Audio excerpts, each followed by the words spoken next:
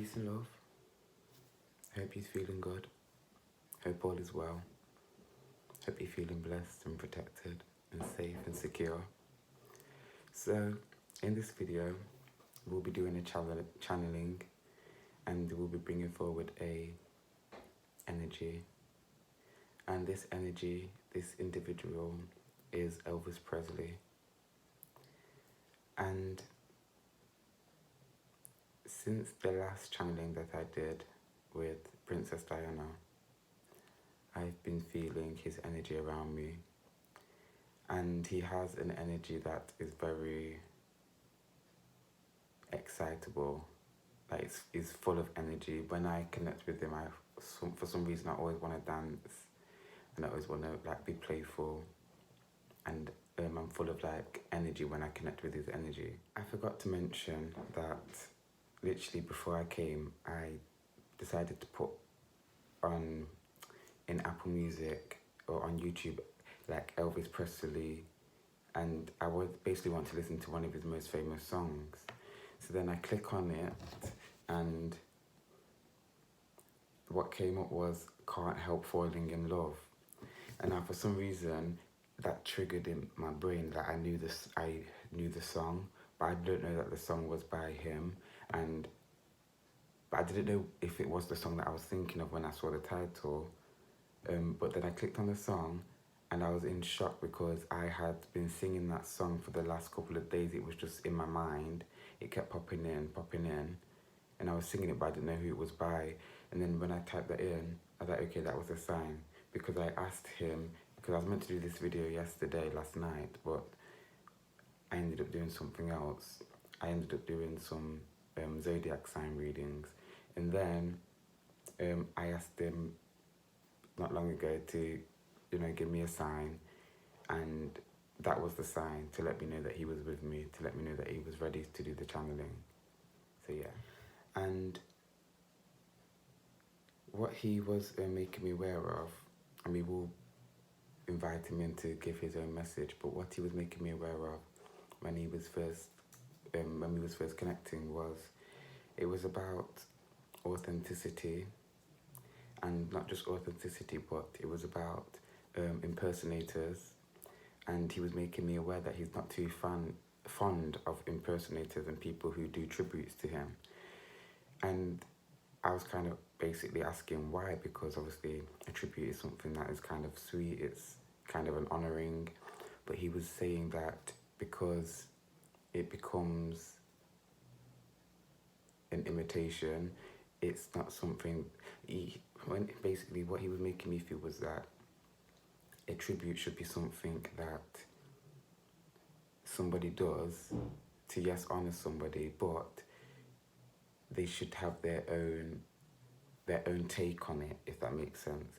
He was almost like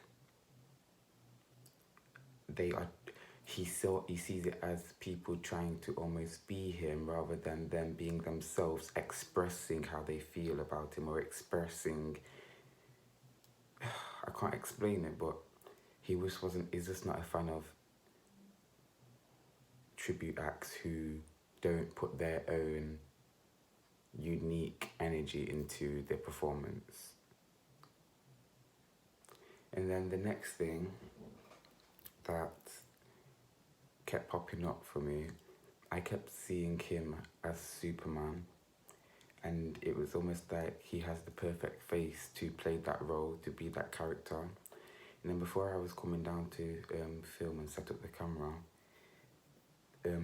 I was receiving like intuitive messages in terms of what the imagery of Superman was when it comes to him. And again, it was this element of playing a character and having to live up to a character. It's almost like, yes, he was Superman. He did have this very, I want to say like powerful, authoritative energy. And I was also getting that for some reason that he could fight as well. But when it comes to this image of Superman, it's more so, it's always like every day that So it was like him being Elvis Presley was okay. Okay, sorry. I'm understanding. I'm receiving messages as I'm speaking, and he's showing me that his style of music, yes, it was something that may not have originated with him. It may have came from another group of people. However, he put his unique spin on to it. He put his signature energy into the style of music that he created. And then when he became Elvis Presley, it's almost that that authenticity then switched to it just being about the character of Elvis Presley and the image that he presents on stage. And I'm feeling that that's basically what he wants to really kind of express today, is the fact, similar to what Diana was saying, that you can play a role, but you can also be authentic in that role. And he's saying basically almost that he got lost in the role of Elvis Presley. Okay, and I'm being brought back to people on doing tributes. It's that they get lost in playing the role of Elvis Presley rather than getting lost in expressing how they feel when they are listening to his music or playing his music, or expressing how his music has affected them over time. It's almost that these tribute acts are not connecting to their authenticity for some reason, and that's what is making me feel. Okay. So I think, okay, let's just pull 2 cards from the Nature's Whispers Oracle deck, and then we will close our eyes and invite him in to give his message.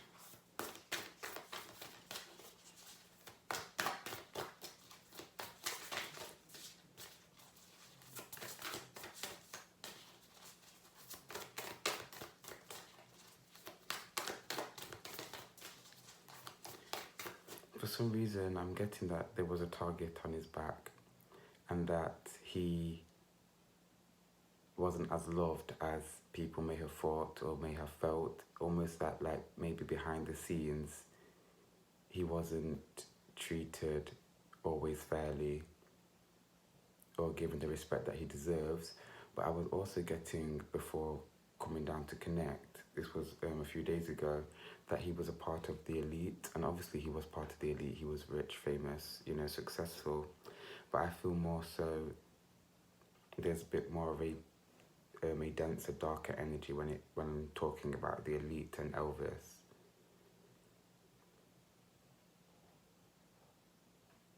I feel like I'm getting like puppeteered.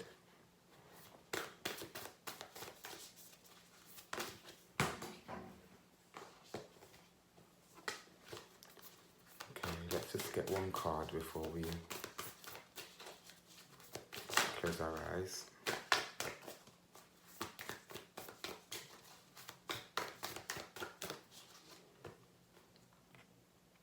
Bountiful harvest. Okay. So I'm just gonna close our eyes, well, close my eyes, and connect and see what message Elvis has to bring forward for us today.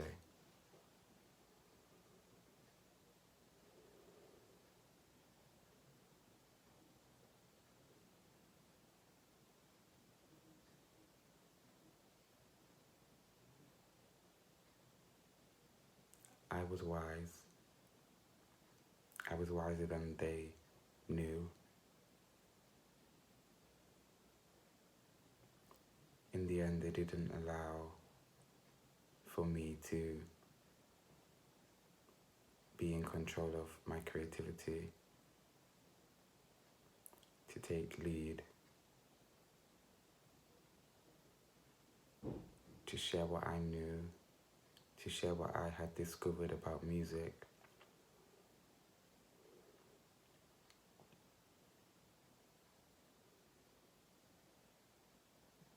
Kept me away from friends.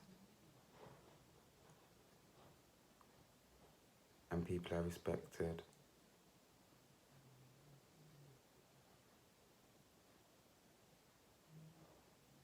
I got lost in my dreams, in the crowds of people,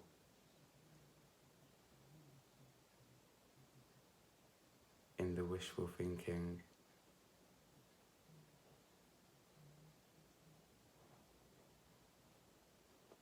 With success, I discovered more fears, more insecurities, also more hope, but the darkness was too great, which is why I began to eat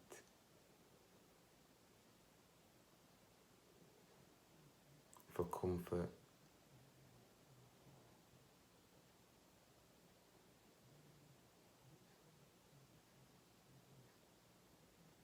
I was trying to tame the beast that was lurking within me.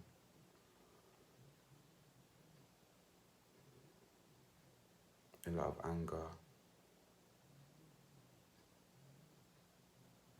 was lying dormant within me. And as the years went by, I was feeling more and more of that anger, more and more pressure,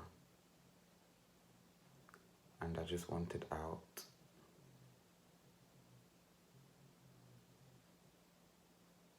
But when you are so successful, out is not so simple. It's almost that to get out is to go deeper in.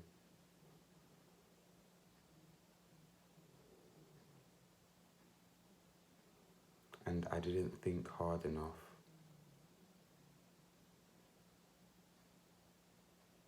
Or make smart decisions, or go with the right people,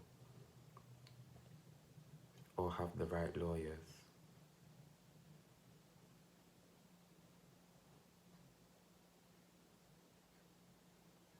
I wasted a lot of time with the wrong people, in the wrong crowds, making the wrong business decisions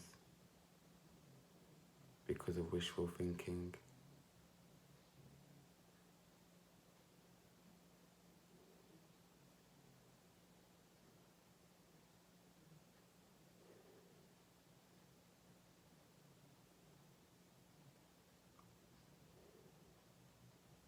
I came to earth and I fulfilled the expectations of others rather than fulfilling my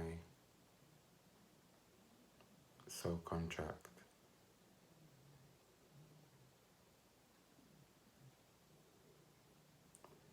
And a huge part of my soul contract was to be authentic.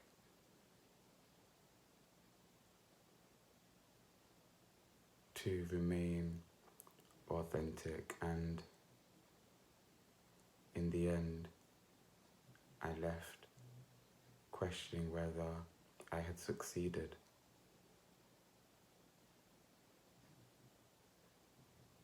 Because I was aware that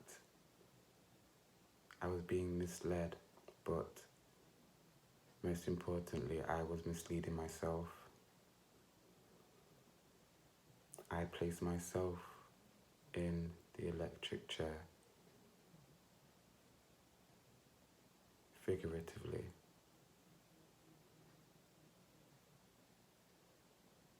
Emotionally, I was stunned, unable to express a complete range of emotions, jumping between emotions, from excitement to anxiety, from joy to worry. And at times there was a complete disconnect.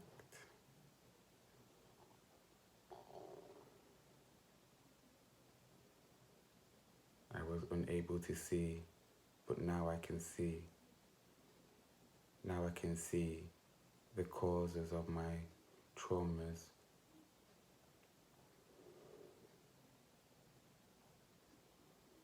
Now I can see how the hate and the dislike that people had was there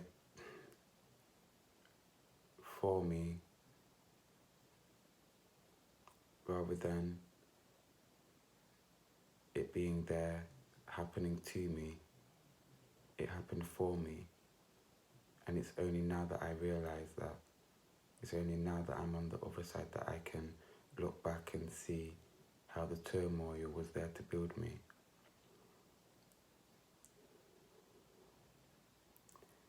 I was mentally immature.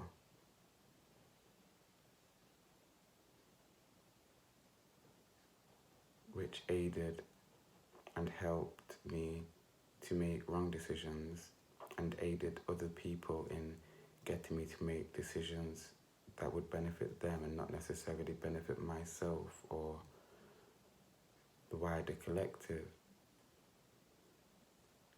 And this isn't to say obviously that I didn't have a great career and that I didn't spread a lot of love and bring a lot of light to people's lives, but I'm talking more on a personal level, on how I felt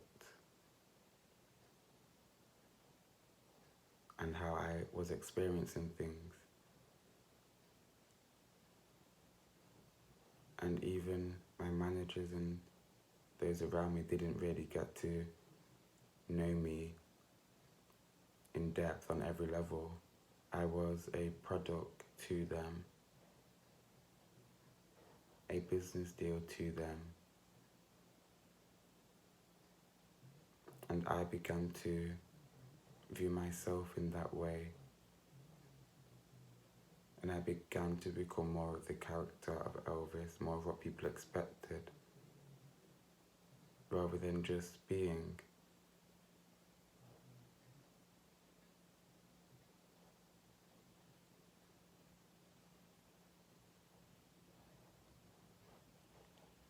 When we have dreams and aspirations, and a lot of the time this is more related to those that become celebrities, we have a version of ourselves that is very much so normal. And in the beginning of us developing our celebrity status or our fame and people knowing us,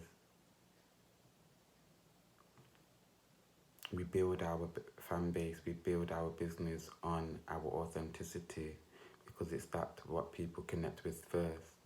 But as we begin to get bigger, we begin to fall out of connection with that authentic part and we become a puppet. And I just want to remind you to not become a puppet, because it was the authenticity, the you vibrating within your authenticity that got you to this stage, that got me to this point where I was. But I allowed myself to slip out of the authentic parts of me. I allowed myself to become Elvis, the musician, the performer.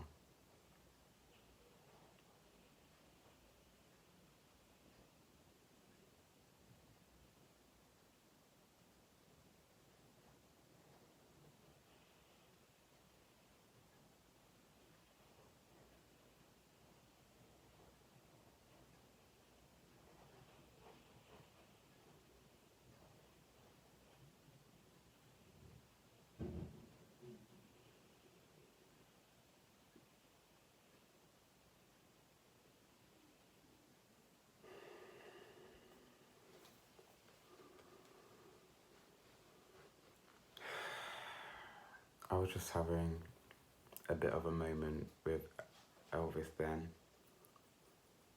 and for some reason I felt it felt like I was telling him to calm down. And this is just literally before I just opened my eyes. And I don't know why, but it feels like he hasn't connected to those parts of himself or those feelings for a long time. And he's on the other side, so obviously he's done a lot of light work and shadow work, but for some reason it just feels like he just got overwhelmed and just went silent.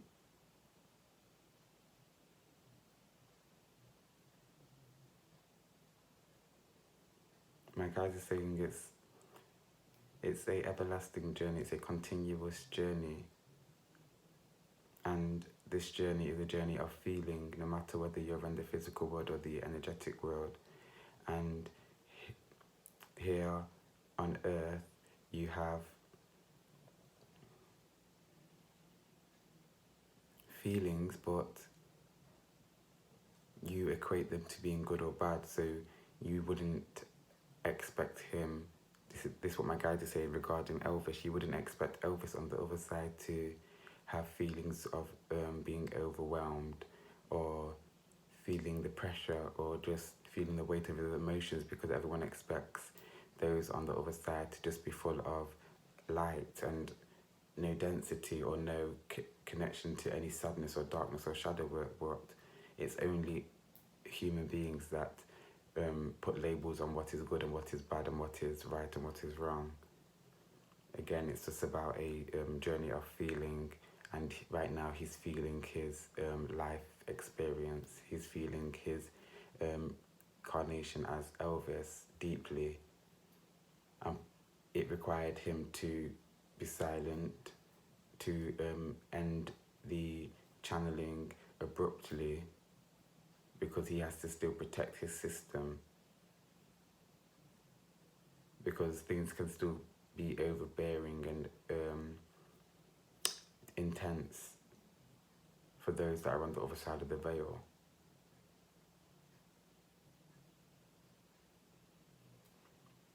Bountiful harvest. It's only now that he can see the lessons.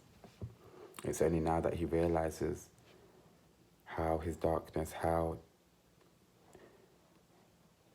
the mistreatment of himself, the lack of understanding that he was receiving from others in his physical human experience, how that was made for him to grow, how that was meant for him to learn lessons and to become a stronger person.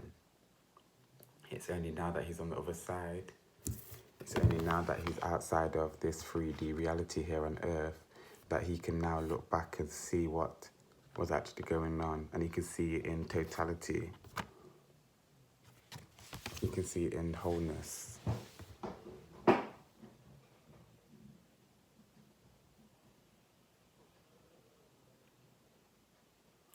So I think I'm going to leave this video here.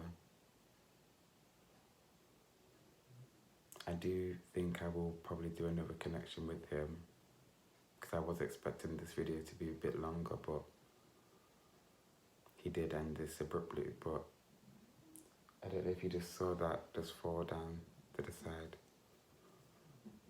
But yes, I thank you for joining me, being present with me. I send my gratitude to Elvis, to my guides, to you for watching. Peace and love. Ashe.